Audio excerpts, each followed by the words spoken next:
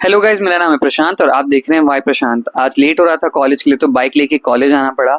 नाश्ता भी नहीं किया था तो ब्रेक में सबसे पहले मैंने नाश्ता किया। उसके बाद सर ने हमें एक बुक दी, रघु राय की फैमिली एल्बम, तो वो देखा मैंने। आज कॉलेज में टेलीविजन प्रोडक्शन का कुछ काम हो रहा था। उसके बाद कैंटीन हम आ गए जहाँ पे मैंने सैंडविच लिया जो कि काफ़ी ज़्यादा टेस्टी था। फिर हम फोटो एग्जीबिशन में आ गए MF हुसैन आर्ट गैलरी में, जहाँ पे काफ़ी सारे लोग थे। रात को मेरे कुछ फ्रेंड्स टीवी प्रोडक्शन में थे तो मैं उनकी हेल्प करने लगा और काफ़ी बढ़िया रहा प्रोडक्शन, आप देख ही सकते हो यहाँ पे।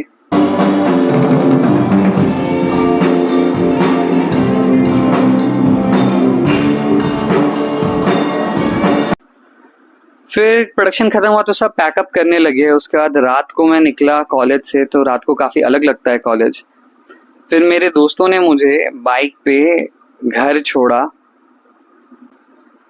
ये था मेरा आज का फिट चेक। मिलते हैं अगली वीडियो में। Okay, bye bye.